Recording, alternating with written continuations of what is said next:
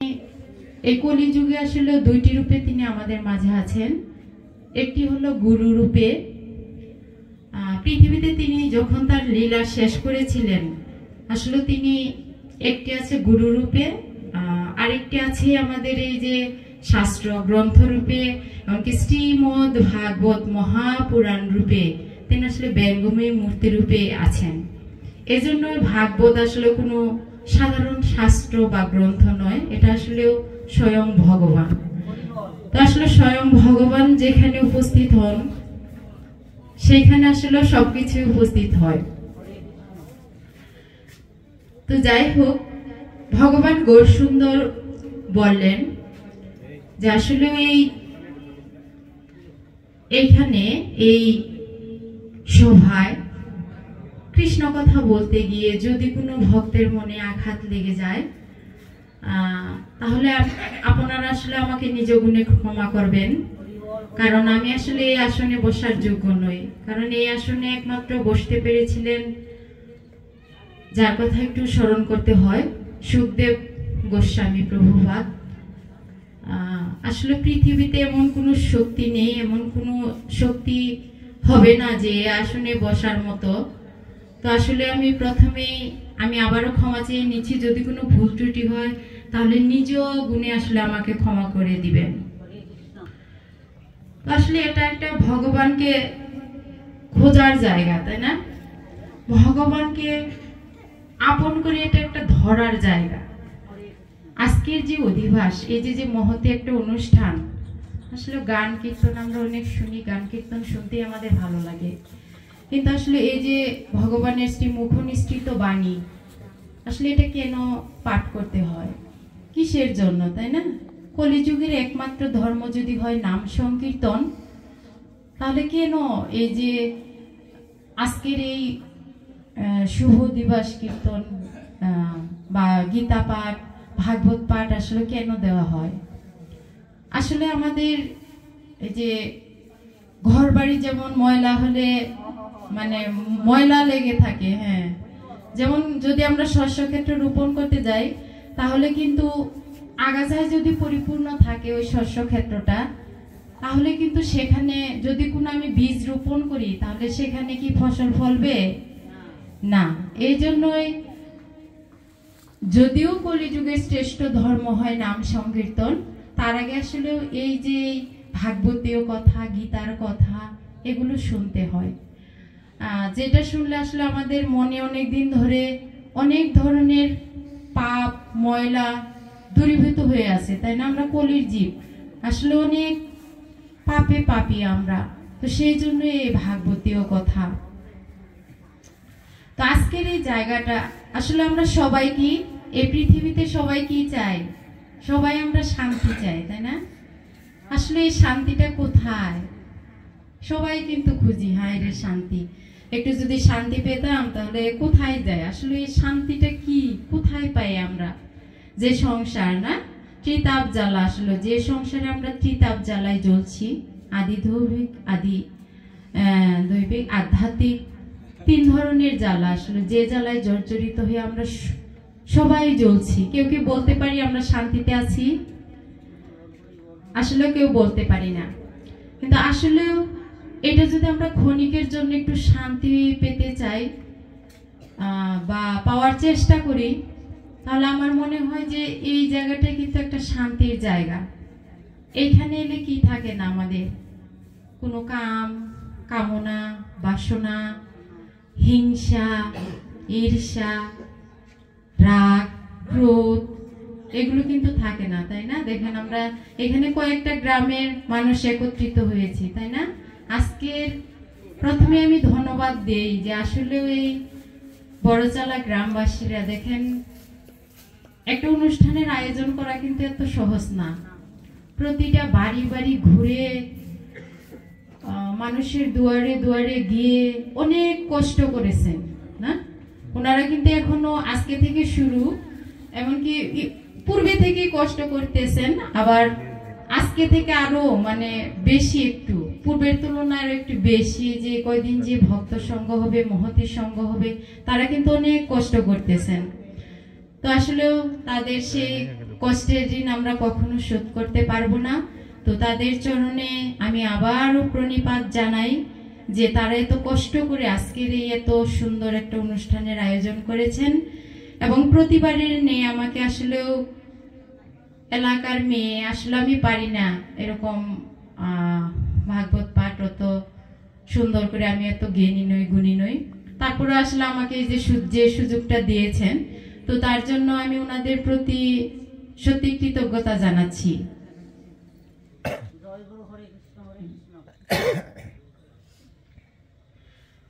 তো ভগবানও বলছে আসলে শান্তি, যে জিনিসটা বলছিলাম যে শান্তিটা কোথায় আসলেও, তো ভগবানও কিন্তু শান্তি পাননি, তাই না? শুধু আমরা মানুষই না, ভগবানও কিন্তু শান্তি পান না। কেন?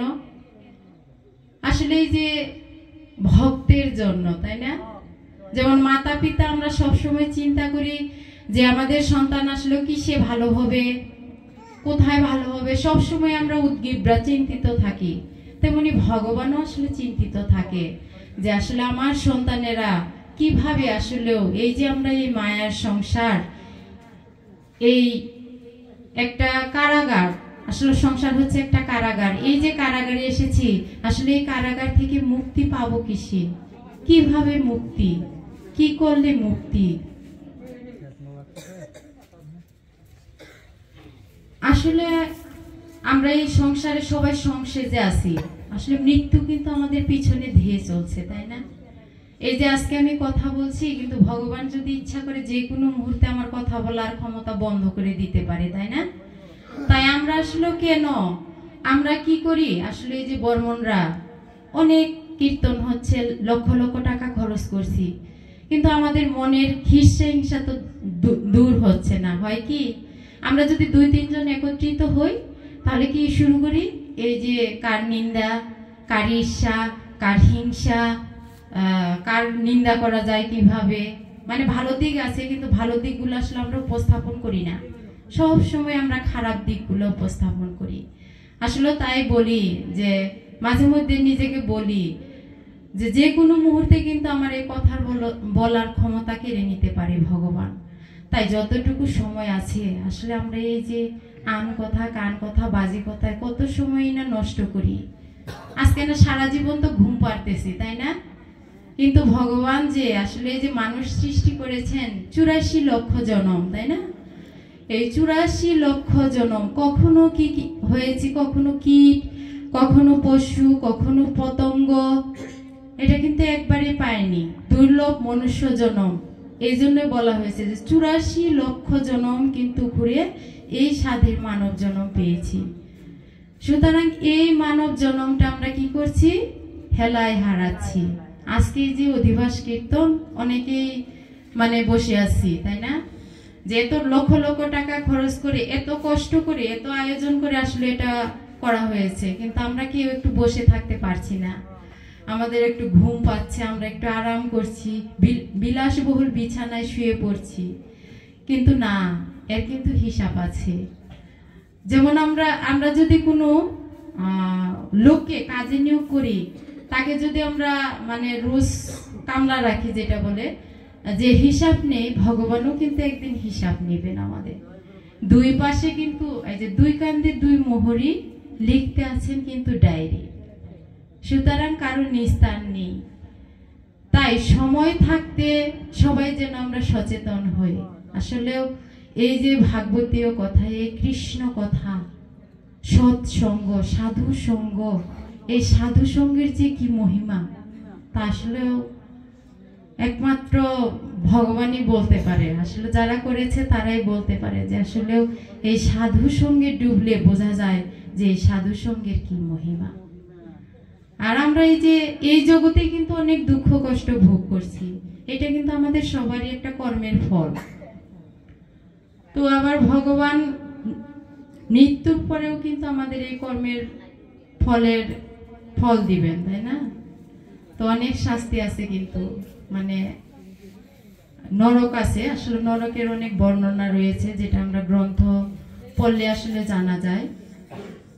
তো যাই হোক, তাই আজকে আসলে আমরা যে সময়টুকু পেয়েছি, যতটুকু যারা আজকে এখানে এসেছি, আমরা যতটুকু সময়ে থাকি না কেন আসলে আমরা যেন একটু মধুর কৃষ্ণ কথা, ভগবানের কথা, হ্যাঁ তার কথায় যেন আমরা একটু সময় কাটাতে পারি।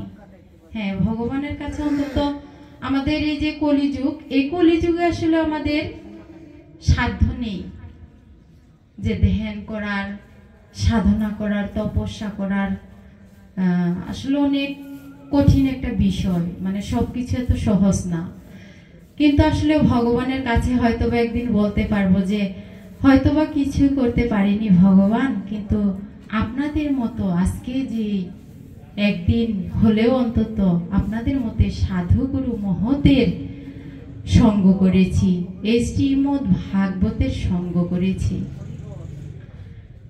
তো যাই হোক, আমি একটু ছোট্ট একটা কাহিনী, জানি না কতটুকু সময় লাগবে, তো নিচ্ছি, যদি বেশি নিয়ে থাকি ক্ষমা করে দিবেন। দেবর্ষি নারদ মুনি বৃন্দাবনে গিয়ে, আচ্ছা দেবর্ষি নারদ মুনি আসলে বিভিন্ন জায়গায় কিন্তু ঘুরেন, আমাদের এই নারদ মুনি। তো উনি একবার মানে বিভিন্ন জায়গা পরিভ্রমণ করছেন, তো বৃন্দাবনে উনি উপনীত হলেন দেবর্ষি নারদ মুনি। তখন দেখলেন যে সিংহাসনটা, ভগবানের যে সিংহাসন, সেই সিংহাসনটা বস্ত্র দিয়ে ঢাকা। তখন নারদ মুনি ভাবলেন যে ভগবান কোথায় গেলেন। তখন দেবর্ষি নারদের মনে হলো প্রকট লীলার ভিতরে তিনি একবার বলেছিলেন যে তিনি কি করবেন, একবার মানব কুলে জন্ম নেবেন। তাই তিনি সেই ব্রজলীলা দর্শন করার জন্য বৃন্দাবনে অগ্রসর হয়েছেন। নারদ মুনি বীণার তারটা ধরে বৃন্দাবনে দেখতে এসেছে যে কিশোর লীলা ত্যাগ করে কেন সেই বাল্যলীলায় এসেছে। তাই তিনি তাকে দেখতে এলেন নন্দরাজের গৃহে। নন্দরাজ বলছে, ওহে বৈষ্ণব ঠাকুর, তুমি কৃপা করে এসেছো আজ এই গৃহে, আমার বহু জন্মের সুকৃতির ফল। আজ আমার একটি পুত্র সন্তান হয়েছে, তুমি কি চরণের ধুলি দিবে, আমার সন্তানের মাথায় কি একটু হাত রাখবে। ওহে বৈষ্ণব ঠাকুর, ঠিক আছে, তোমার মাথায় হাত দিতে হবে না, তুমি শুধু একটু চরণের ধুলি দিবে, একটু কৃপা করবে প্রভু। ভগবানের ভক্ত নারদ বললেন। তখন ভগবানের ভক্ত বলতাছে, এটা কিন্তু বলতাছে যে ভগবানের মা আর কি, যশোদা। তখন ভগবানের ভক্ত নারদ বললেন, আরে আমি তোমার ভক্ত হে প্রভু, আর তুমি আমার ভগবান, আর আজকে কিনা আমি কিভাবে তোমাকে আমার এই চরণের ধুলা দিব। কৃপা করো প্রভু, আমি যেন তোমার চরণের ধুলি নিতে পারি উগুদয়াময়। মানে ভগবান কি করছে, লীলা করছে যে আজকে আমি ভক্তের চরণের ধুলা নিব। তখন নারদ বলছে যে বাইরের রূপটা যদি এমন হয় তাহলে ভিতরের রূপটা না জানি কেমন, তখন আমি একটু ভিতরে যাব। তখন নারদ মুনি নন্দকে বললেন, আমিও যাব প্রজাপতি ব্রহ্মা নারদের পিছনে পিছনে। মানে ব্রহ্মা সেখানে গেছেন, ওই যে মানব লীলায় উনি জন্মগ্রহণ করেছেন তাকে দেখতে গেছেন। তো নারদ মুনিও বলছেন যে আমিও আপনার পিছন পিছন যাব। তো তারা গিয়ে দেখতে পায় যে মা যশোদার কোলে সব ভুলে ভগবান মায়ের স্তন পান করছে। দেখেন, যে ভগবানকে যুগে পায় না যুগে, ধ্যানে পায় না ধ্যানে, সেই ভগবান এই মা যশোদার ভালোবাসায়, এই ব্রজবাসীর ভালোবাসায় ওই পেছনের কথা মনে নেই যে সে আমি ভগবান, আমি ঐশ্বর্যবান, আমি সব কিছুর মালিক। আজকে ভগবান সব ভুলে গেছেন, সব ভুলে তিনি মায়ের বুকের স্তন পান করছেন। মা যশোদা নারদ মুনিকে দেখে প্রণাম করতে গেলেন, প্রণাম করছে, আর গিরিধারী গোপালকে ডেকে বলছে। এখন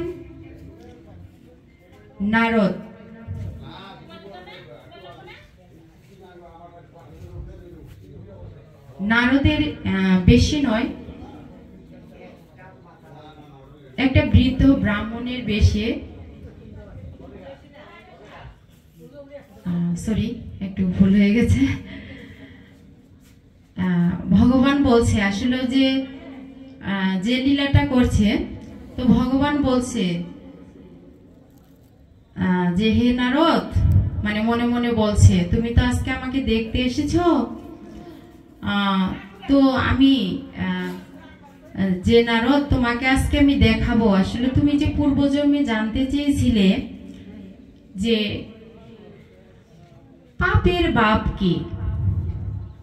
আসলে আমরা এই যে জড় জগতে পাপ করি, বিভিন্ন পাপকার্যে নিয়োজিত হই। আমরা সবাই কিন্তু চাই আমরা ভালো থাকি, তাই না? মানুষের সাথে একটু ভালো ব্যবহার করি, ভালো আচরণ করি, সবাই সবার সাথে মিশে থাকি, কিন্তু না, আমরা পারি না। কেন? এই যে পাপের কারণে, তাই না? যে আসলে কাম, ক্রোধ, লোভ, মোহ, মদ, মাৎসর্য, যে 6টি রিপু রয়েছে আমাদের, আসলে যে ষড়রিপু, যে শত্রুগুলো আমাদের সব সময় আমাদেরকে তাড়না করে, যাদের কারণে কি করি আমরা? পাপ করি। তো নারদ বলছে এই যে পাপের কারণে, মানে নরকে ঘুরতে ঘুরতে একসময় তিনি নরকে গিয়ে দেখেছেন যে পাপীদের কত যন্ত্রণা, পাপীদের কত কষ্ট। তাই তিনি বলতাছেন যে আসলে এই পাপ যদি না করতো মানুষ, তাহলে কাউকে তো আর শাস্তিও পেতে হতো না, তাই না? তাহলে আমরা সবাই একটা সুখী সুন্দর একটা শান্তিতে বসবাস করতে পারতাম। তাহলে আমি আজকে কি করব? এই পাপের বাপকে খুঁজে বের করব, পাপ না, ঠিক আছে? পাপকে যদি আমরা বিনাশ করতে চাই, তাহলে এর মূলটা আমাদেরকে উৎপাটন করতে হবে। তাহলে কি করব? আমি আজকে পাপের বাপকে খুঁজব। তখন নারদ মুনি আর কি ভগবানের কাছে গিয়ে বলছে যে হে ভগবান, তাহলে আমি পাপের বাপের সন্ধান কোথায় পাব? তখন ভগবান একটু মৃদু হেসে বলছে যে হে নারদ, তুমি একটু এই বৃন্দাবন মাঝে তুমি সর্বত্র একটু ঘুরে দেখো যে কোথাও তুমি সন্ধান পাও কিনা। তুমি এখানে ঘুরো, অবশ্যই তুমি পাপের বাপের সন্ধান পাবে। তো নারদ মুনি কি করছেন? এখন একটা বৃদ্ধ ব্রাহ্মণের বেশ ধরেছেন আর কি। নারদ মুনি নাই তিনি, কারণ ওই রূপে গেলে তো সবাই তাকে চিনে ফেলবে। তখন তিনি কি করছেন? একটা বৃদ্ধ ব্রাহ্মণের বেশ ধারণ করে ঘুরছেন আর কি বৃন্দাবনে। হাত জোড় করে বলছেন, ওগো ব্রজবাসী, আমি তো পাপী, অপরাধী, আমি যে পাপ করেছি, কিন্তু সেই পাপের বাপকে আমি আজও খুঁজে পাইনি। আমাকে একটু বলতে পারো আসলে পাপের বাপকে? ব্রজবাসী বললেন, বৃন্দাবনে তো কোনো পাপ নেই। কেন জানো? আমরা বৃন্দাবনে যে পথের ধুলোটা আছে না, সেটা আমরা সারা অঙ্গে মাখি। কেন জানো? ভক্তের চরণের ধুলি, রাধার ভক্তের চরণের ধুলি এবং সাধু বৈষ্ণবের চরণের ধুলি মাখি। জানো কেন? আমাদের মাঝে কোনো হীরা, মণি, মুক্তা, ধন সম্পদ কিছুরই লোভ নেই। শুধু একটা জিনিসেরই লোভ আছে, তা হলো কি জানো? এই সাধু গুরু বৈষ্ণবের চরণ ধুলির লোভ। যখন এই কথা বললেন দেবর্ষি নারদ মুনি, তখন ওই বাল্যলীলা, তখন দেবর্ষি নারদ ঘুরছেন। আসলে সেখানে তো পেলেন না, তাই না? বৃন্দাবন, এখন বৃন্দাবনে বলছে যে এখানে কোনো পাপ নাই, পাপই নেই, তাহলে পাপের বাপকে সে খুঁজবে কোথায়? তো নারদ মুনি ঘুরছেন। এখন ভগবান যখন বলছেন যে তুমি ঘুরতে থাকো, ঘুরতে ঘুরতে তুমি অবশ্যই সে পাপের বাপকে তুমি অবশ্যই খুঁজে পাবে। হ্যাঁ, পরে কি করছে? ওই সময় ভোলানাথ মানে শিব, সে স্বয়ং আর কি বৈষ্ণব রূপ ধারণ করছে। হাতেতে গৃহকর্ম, মুখেতে কৃষ্ণ নাম। এই জন্য বলছে আসলেও যে কি, হাতে করো গৃহকর্ম, মুখে বলো হরি, অনায়াসে দিতে পারবে তুমি ভব নদী পারি। আসলে আমাদের সারাটা দিন এরকম পূজা পার্বণ মানে তপ জপ এসব করার সময় নেই। তো এই জন্য ভগবান বলছেন যে সবসময় তুমি গৃহকর্ম করতে থাকো, কিন্তু তার মাঝে তুমি আমাকে স্মরণ রাখো। তো শিব সেই সময় কি করছে, মানে বৈষ্ণব সে যে হাতেতে গৃহকর্ম করছে আর মুখেতে কৃষ্ণ নাম করছে, তো বৃন্দাবনের পথে পথে সে হরিনাম করছে, বলছে ওগো বৈষ্ণব ঠাকুর, মানে নারদ মুনি বলতেছে তাকে দেখে যে ওহে বৈষ্ণব ঠাকুর, আমি যে পাপ করেছি সেই পাপের বাবার নাম কি? তখন ওই শিব মৃদু হেসে বলছে, আমি তো বলতে পারবো না সে পাপের বাবার নাম কি। শোনো, তুমি যাহার কাছ থেকে শিক্ষা লাভ করছো সেই জায়গায় শুনে এসো, তাহলে হয়তোবা তুমি জানতে পারবে যে পাপের বাবার নাম কি। তখন নারদ মুনি বলছে, হায় হায়, তাহলে তো আমি তো বৃন্দাবনে এসে পড়েছি, আমার তো শিক্ষা গুরু হচ্ছে প্রজাপতি ব্রহ্মা, তাহলে আবার তো আমাকে ঘুরে সেই প্রজাপতি ব্রহ্মার কাছে যেতে হবে, তাই না? যেমন শিক্ষা গুরুর কাছে যেতে বলছে। তো আমি তখন কি করছে, নারদ মুনি ব্রাহ্মণ বেশে হাঁটতে হাঁটতে যাচ্ছেন। তো তখন ছিল হাঁটার রাস্তা আর কি। তো হাঁটতে হাঁটতে অনেক দূরের পথ, তো যেতে যেতে সন্ধ্যা হয়ে গেছে, অন্ধকার ঘনিয়ে এসেছে। প্রতিটা ঘরে ঘরে তখন আলোর, মানে সন্ধ্যা হলে যেমন প্রদীপ জ্বালায়, তো প্রত্যেকটা ঘরে কি করছে, প্রদীপের শিখাটা জেলে দেওয়া হয়েছে। নারদ মুনি কি করছে, দেখে যে একটা বিরাট অট্টালিকা ঘর, আর দেখে খুব সুন্দর একটা লাল বাতি জ্বলছে। তখন সে সেখানে গিয়ে উপস্থিত হলো, গিয়ে বলছে, রাত্রি তো দ্বিগুণ হলো মা, আমাকে একটু আশ্রয় দিবে, আমি শুধু এই রাত্রিটা কাটিয়ে সকালেই রওনা দিতাম। তখন কি করছে, ওইখানে ছিল একটা রমণী, সে কি করছে, তুলসী দেবীকে আরতি করে সে প্রদীপটা রেখে বলছে, ওহে বৈষ্ণব ঠাকুর, আসেন, আপনি এই বিছানার উপর বসেন।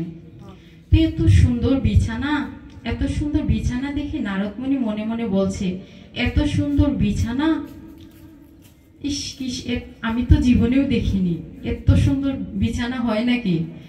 তো নারদ মুনি বলছে, আচ্ছা মা, তোমাদের তো কোনো অসুবিধা হবে না, আমি মাত্র একটা রাত্রি থাকবো, আবার সকাল হলেই চলে যাব। তো তখন ওই রমণী বলছে যে না না, ওহে বৈষ্ণব ঠাকুর, এ যে আমাদের পরম সৌভাগ্য, আপনি আজকে এখানে এসেছেন। তো সাধুগুরু বৈষ্ণব এলে এটা তো সৌভাগ্যেরই ব্যাপার, তাই না? কম সৌভাগ্য বলে তো সাধুগুরু বৈষ্ণব কারো গৃহে যায় না। তো যখন সাধুগুরু বৈষ্ণব গিয়েছেন, তো ওই রমণী বলছে যে হে বৈষ্ণব ঠাকুর, তুমি আজকে কৃপা করে যখন এসেছো, আমার গৃহেতে একটু অন্ন ব্যঞ্জনের আয়োজন করব, তুমি কি সেবা নিবে? বলছে, হ্যাঁ হ্যাঁ মা, ঠিক আছে, তুমি করতে পারো, কিন্তু মা, আমি তো অন্যের হাতে খাইনি, আমাকে তুমি সব কিছু জোগাড় করে দাও, আমি রন্ধন করে ভগবানের উদ্দেশ্যে নিবেদন করে তবে সে প্রসাদ পাবো।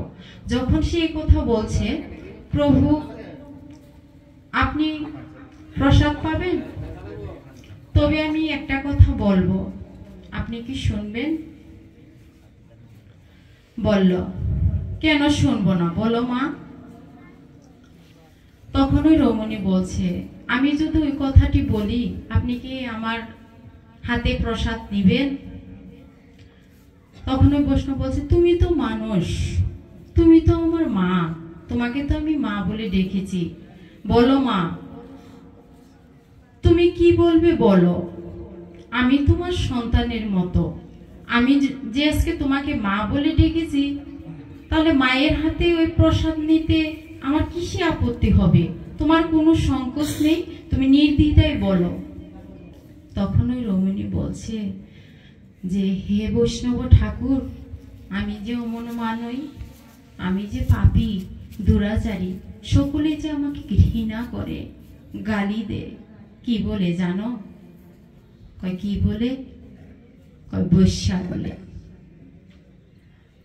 এটা যে একটা পতিতার বাড়ি, যেখানে আপনি এসেছেন সেটা বাড়ি নয়, পতিতালয়। আপনি আজকে যে সেই ঘরেতে রয়েছেন। তখন নারদ মুনি বলছে, ছি ছি ছি, আমি পতিতালয়ে রয়েছি? হায় হায়, বাড়িতে নয়, আমি আর এক মুহূর্ত এখানে থাকবো না। লোক সমাজে দেখলে মানুষ আমাকে নিন্দা করবে, বলবে বৈষ্ণবের কলঙ্ক হবে, সকলে বলবে বৈষ্ণব ঠাকুর পতিতালয়ে আগমন করেছে। বলছে, ও ঠাকুর, তুমি না কেবল বললে আমার গৃহে তুমি অন্ন ব্যঞ্জন পাবে। ও ঠাকুর, তুমি তো কেবলই বললে যে আমি তোমার মা, তুমি আমার সন্তান, আর এখন তুমি কি বলছো? ও ঠাকুর, শুধু পতিতালয়ের কথা শুনেই তুমি চলে যাচ্ছ? তখন ওই নারদ মুনি পড়ছে মহাবিপদে, তাই না? যে আসলেও এখন আমি তো আগে জানতাম না যে এটা পতিতালয়, তো এখানে তো এসে উপস্থিত হয়েছি, লোকে যদি জানে তো আমার সব মান সম্মান শেষ, একদিনের ভিতরেই যাবে। ও ঠাকুর, কোন কারণে তুমি বৃন্দাবন ত্যাগ করে পতিতালয়ের পাশ দিয়ে হেঁটে যাচ্ছ? বলল যে মা, তুমি যে পাপ করছো ওই পাপের বাপের নাম আমি সন্ধান করতে এসেছি। বলছে, তো তার জন্য তুমি কোথায় যাচ্ছ? বলছে যে আমি প্রজাপতি ব্রহ্মার কাছে যাচ্ছি। তখন ওই রমণী বলছে যে হে বৈষ্ণব ঠাকুর, তোমার আর ওইখানে যাওয়া লাগবে না, কারণ ওই পাপের বাবাকে আমি সিন্ধুকের মধ্যে আটকে রেখেছি। তখন বলছে, আমি যাকে সারা পৃথিবী খুঁজছি তুমি তাকে ওই সিন্ধুকের মধ্যে আটকে রেখেছ? হ্যাঁ বৈষ্ণব ঠাকুর, আমি ওই পাপকে কি করছি, সিন্ধুকের মধ্যে আটকে রেখেছি, তাকে খুঁজতে তোমার অত দূর যেতে হবে না। তখন নারদ মুনি আর কি ভাবছে, ঠিক আছে, আমি যার জন্য তো মানে হন্যে হয়ে খুঁজছি, সে যদি এখানে বন্দি থাকে তাহলে আমি একটু দেখি না কিরকম, যে পাপের এই বাপটা কি, আমাকে ওই একটু পাপের বাবার কাছে নিয়ে যাবে, আমি তাকে একটু দর্শন করব। তখন ওই রমণী বলছে, হ্যাঁ বৈষ্ণব ঠাকুর, আমি তোমাকে নিয়ে যেতে পারি, কিন্তু আমাকে একটা সুযোগ দিতে হবে, যে আমাকে একটু কৃপা করতে হবে। কি কি কৃপা? তোমার ওই চরণখানি আমার নয়নের জলে একটু ধোয়ানোর সুযোগ দাও, তোমার ওই শ্রী চরণখানা আমি নয়নের বাড়ি দিয়ে ধোয়াও। কেননা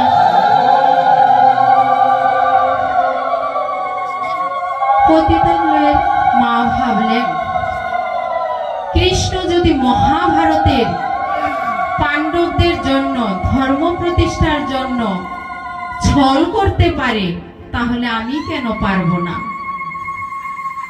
উনি বললেন, আমি পাপের বাবাকে আটকে রেখেছি সিন্ধুকের মধ্যে। যখন এই কথা বললেন, নারদ মুনি কি করছিলেন, বেশাসনে একটা খাটের উপর বসেছিলেন, মানে সাধুগুরু বৈষ্ণবরা যেভাবে বসে। এবার পাটা নামিয়ে দিয়ে বলছে যে মা, তাহলে তুমি কি করো, এবার আমার চরণটা ধোয়াও। তখন ওই রমণীটা কি করছে, যে চরণটা ধুয়ে মস্তকে ধারণ করলেন।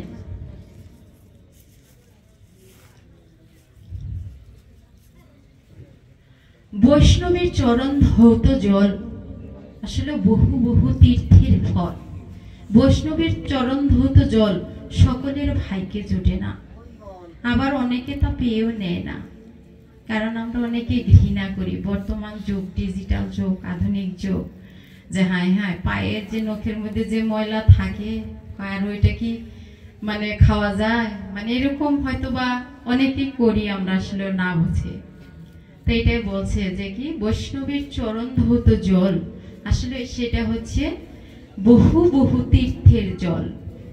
বৈষ্ণবের চরণ ধুলি যদি পরে গঙ্গার জলে, গঙ্গাও শুদ্ধ হয়, শ্রীমদ ভাগবতে বলে। আসলে এটা রুহিদাস বৈষ্ণবের গ্রন্থে আসলে দেখা যায় যে ভাগবত সিদ্ধান্ত বললেন যে চামড়ার গর্তের মধ্যে বসেছিলেন সেই ভাগীরথী গঙ্গা, কেন? ভাগীরথী গঙ্গা মায়ের কি কোনো কিছুর অভাব আছে? যিনি এই পৃথিবীকে শুদ্ধ করেন, তাই না? গঙ্গা জল, যার দ্বারা, যা ছাড়া কিন্তু কোনো পূজা পার্বণই হয় না, যাকে ছাড়া। তো তিনি সেই কোথায় গিয়ে বসেছিলেন? চামড়ার গর্তে। রুহিদাসের যে কাহিনী ছিল, সেই চামড়ার গর্তে। কেন? শুধুমাত্র একটু বৈষ্ণবের চরণ ধুলি পাওয়ার জন্য, হ্যাঁ, বৈষ্ণবের মুখে একটু কৃষ্ণ কথা শোনার জন্য। কৃষ্ণ কথা শ্রবণ করার অভাব কেন? বিন্দু পেতে পেতে আসলে অনেক সিন্ধুতে পরিণত হয়। যদি কিঞ্চিত কিঞ্চিত করে বৈষ্ণবের মুখে কৃষ্ণ কথা শ্রবণ করে আমার এই পাপী দেহটাকে বিন্দু বিন্দু করে আমি সিন্ধুতে পরিণত করতে পারি, তো সেই জন্য আসলে আমাদের এই যে কৃষ্ণ কথা, ভাগবত কথা, এগুলো শুনতে হয়। সেই রূপে গঙ্গাও কিন্তু আসলে অপেক্ষা করছিলেন। তাই পতিতালয়ের মা সতী চরণধৌত জল মস্তকে ঠেকিয়ে বলছে, ও ঠাকুর, আমি একটু রান্না করি, তুমি কি আমার হাতের একটু সেবা নিবে? এদিক ওদিক তাকিয়ে নারদ মুনি ভাবে, যদি কেউ দেখে তাহলে তো জাত কুলমান সবই যাবে, তাই না?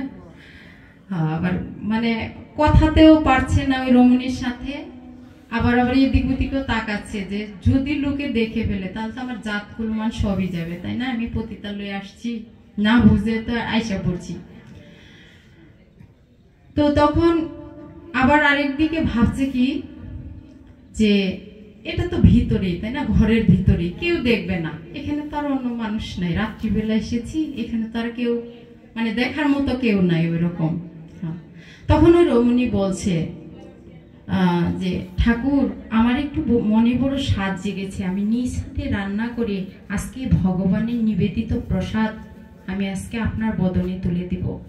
তখন নারদ চিন্তা করলেন, কেউ তো আর দেখবে না, যদি রান্না করে করুক, এত করে যখন বলছে তখন তার কথা তো আর ফেলতে পারি না, তাই না? মা বলে যখন ডেকেছি।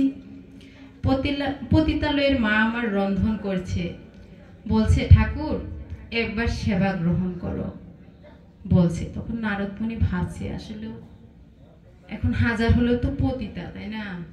যত কিছু বলুক, মায়ে বলুক আর ই বলুক, সহজে তার মুখে রুচি আসে না। তখন বলছে যে আমার রুচিতে নিচ্ছে না, ঠিক আছে, আমার খেতে ইচ্ছে করছে না। তখন বৈশ্যা বলছে, ঠিক আছে হে ঠাকুর, আমি তোমার কাছে একটা আর্জি জানাই, তোমার তো খেতে ইচ্ছে করছে না, আমার সারা জীবন যে সঞ্চয় করেছি আমি, এই 50টি স্বর্ণ মুদ্রা আমি তোমাকে দেব, তবু তুমি একটু সেবা গ্রহণ করো দয়া করে। আমার তো কিছু নাই, সারা জীবনে আমি যা সঞ্চয় করেছি 50টা স্বর্ণ মুদ্রা আমি তাই আজকে তোমাকে দেব, কিন্তু তারপরে তুমি আমার সেবা গ্রহণ করো।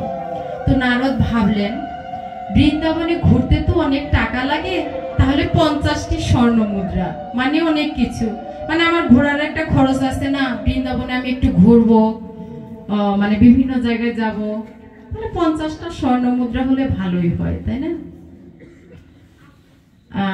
তো ঠিক আছে, নারদ মুনি বলছে, কেউ তো আর দেখছে না, তাহলে তুমি কি করো, 50টা স্বর্ণ মুদ্রা নিয়ে এসো। আর একটা কথা, আমি ওই প্রসাদ কি করব, মেখে তোমার ওই মুখে তুলে দিব। আমার একটা মনের খুব বাসনা, আসলে আমি কোনোদিন কোনো বৈষ্ণবকে তো সেবা করতে পারি না, আজকে যখন সৌভাগ্য হয়েছে, তাহলে আমি ওই প্রসাদ মেখে তোমার মুখে তুলে দিব।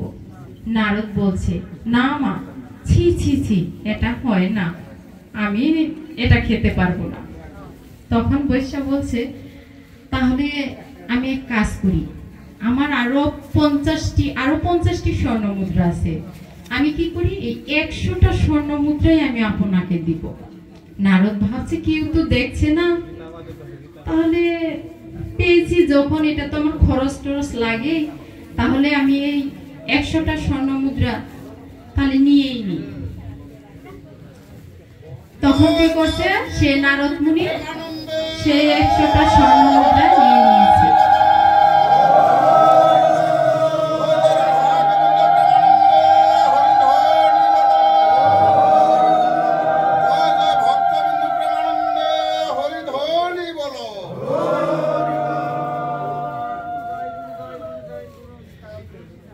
যখন সেই প্রসাদটা আসলে সে বৈশা হলো, সে কি করে তার ঘরের কোণে একটা গিরিধারী বিগ্রহ রেখে প্রতিদিন সে প্রসাদ নিবেদন করে, প্রসাদ গ্রহণ করে।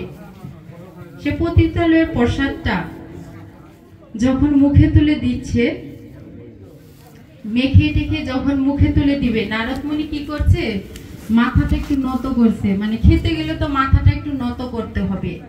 তখন পতিতা মা কি করছে, সেই প্রসাদটা নারদের সামনেই ফেলে দিয়েছে, মুখে আর তুলে দেয়নি।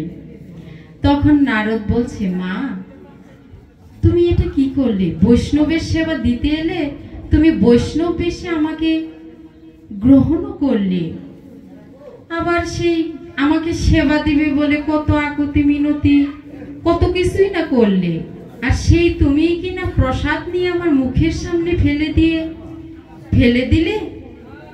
তুমি মা শোনো, বৈষ্ণব অপরাধ করলে, তাই না? মুখের সামনে নিয়ে আবার ফেলে দিলে। তখন ওই রমণী বলছে যে, হে ঠাকুর, আমি বৈষ্ণব অপরাধী নই, আমি বৈষ্ণব সন্ধান করতে এসে দেখি আপনি বৈষ্ণব নামে ব্যভিচারী। নারদ বলল, কি বললে মা, আমি ব্যভিচারী? বললেন, হে বাবা, হ্যাঁ আপনি ব্যভিচারী। ব্যভিচারী তাকে বলা যায় না যদি সে কৃষ্ণ বলতে বলতে ভগবানের পথে অগ্রসর হয়, সেও বৈষ্ণব হয়, কৃষ্ণ ভক্ত হয়। কিন্তু কৃষ্ণ ভক্ত হয়ে যে আত্মহংকার করে, যে লোভ লালসায় পড়ে থাকে, সে বৈষ্ণব হতে পারে না ঠাকুর, সে বৈষ্ণব হতে পারে না। তো আমি বৈষ্ণব অপরাধী নই ঠাকুর।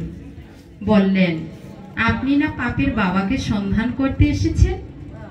এই দেখেন, সিন্ধুক থেকে আমি বের করে দিচ্ছি। কি বললেন জানেন ঠাকুর? যখন আমি রন্ধন করতেছিলাম, তখন আপনি আমাকে রন্ধন করতে দিলেন না। ব্যভিচারী মা বলে, পতিতালয়ের মা বলে ছি ছি করে চলে যাচ্ছিলেন। যে স্বর্ণ মুদ্রার লোভ দেখিয়েছি, 100টি স্বর্ণ মুদ্রার লোভে ঠাকুর তুমি প্রসাদ গ্রহণ করতে এলে। এই পাপের বাবার নামই হলো লোভ ঠাকুর। যারা যত লোভ করবে, তারা ততই এই পাপে পরিপূর্ণ হবে ঠাকুর। এই তো পাপের বাবার নাম, এর নামই হলো লোভ। এটা চৈতন্য চরিতামৃত ভাগবতে কলম দিল যে নিত্যানন্দ একদিন নাম দিতে গিয়ে বললেন, কেউ নাম নিতে চায় না প্রভু। তখন প্রভু বলছে যে তো কলির জীব, আসলে কেউ নাম নিতে চাইবে না, তো তোমরা কি করো, প্রথমে হাতে ধরো, হাতে ধরেও যদি সে নাম না নেয়, তাহলে কি করো, তোমরা তার পায়ে ধরো। কিন্তু ঠিক আছে, নিত্যানন্দ বলছে যে প্রভু ঠিক আছে। তখন নিত্যানন্দ যখন চলে যাবে, তখন পিছনে পিছনে ভগবান বলছে যে, হে নিত্যানন্দ, আসলে কলিযুগের মানুষ কিন্তু খুব চালাক, তারা খুব চালাক। আসলেও যখন কোনো সাধুগুরু বৈষ্ণব দেখবে, তাদেরকে কি বলবে, তাদেরকে দেখে কিন্তু বেশি বেশি হরি হরি বলে।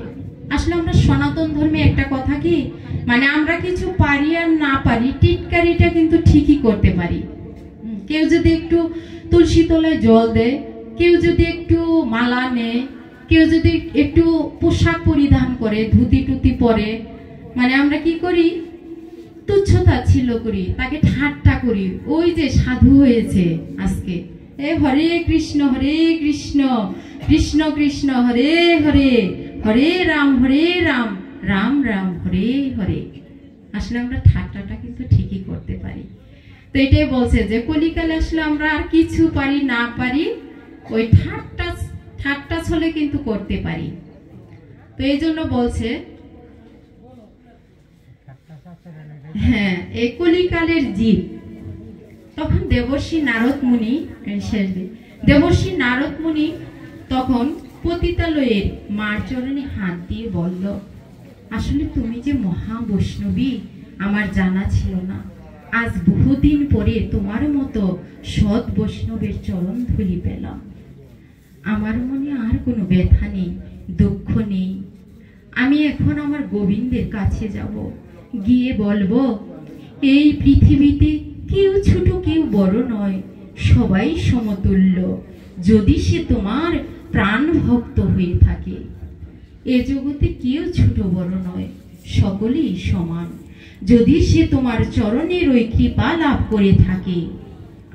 তো এই জন্য আমরা এই যে আসলে বর্মন সমাজ আছি, যারা আসলে আমরা এই যে কয়টি ঘর, কিন্তু দেখেন হিংসা, নিন্দা, ঈর্ষায় কেউ কারোর সাথে কথা বলতে চায় না। কয়দিনেরই বা জীবন আমাদের, কয়দিনই বা আর বেঁচে থাকবো। তাই সবাই আসলে যে বর্তমান সিচুয়েশন, যে বর্তমান পরিস্থিতি, আসলে আমাদের এই সময়টা আসলে ঝগড়া করার সময় না। এমনিতে আমরা অনেক সংখ্যালঘু, আসলে বিভিন্ন দেশে গিয়ে দেখেন যে পরিস্থিতি, তো সেই জন্য আসলে আমাদের যদি কারো আমাদের কোনো মনে কষ্ট থাকে, কারো কথায় যদি আমরা দুঃখ পাই, কষ্ট পাই, মানে তার সাথে আমার মিশতে ইচ্ছা হয় না, সে খুব খারাপ লোক, হিংসা হয়, ঈর্ষান্বিত হই আমরা, কিন্তু এগুলো যেন আমরা পরিহার করি। আসলে আজকের যে মহানাম যজ্ঞ, যে উদ্দেশ্যে, যে লক্ষ্যে করা হয়েছে, যে ভগবান আসলে কিন্তু সবাইকে প্রেম দিয়ে এ যুগে কিন্তু বাঁধতে চেয়েছেন। তো আমরা আসলে কি করি, যে সময়টা পেয়েছি সেই সময়টা আসলে আমরা শয়তানের প্ররোচনায় না পড়ে, বিভিন্ন হিংসা ঈর্ষায় না গিয়ে, তর্কে না গিয়ে সবাই আসলে আমরা এক হই, এক হয়ে বর্মন সনাতন ধর্মকে বাঁচাই, এই সনাতন ধর্মটাকে জাগিয়ে রাখি। জয় জয় শ্রীমদ ভগবদ গীতা প্রীতি প্রেমানন্দে সবে বল হরি। সর্বে ভবন্তু সুখিনো সর্বে সন্তু নিরাময়া সর্বে ভদ্রাণি পশ্যন্তু মা কশ্চিৎ দুঃখমাক ভবেৎ। হে প্রভু, তুমি সকলের মঙ্গল করো, কল্যাণ করো। আমাদের এই মন থেকে হিংসা বিদ্বেষ দূর করে আমরা যেন এই সাধু গুরু মহতের সাথে সঙ্গ করে আমাদের এই পাপী জীবনটাকে ধন্য করতে পারি, সেজন্য তুমি আমাদেরকে আশীর্বাদ দান করো। ওম শান্তি, ওম শান্তি, ওম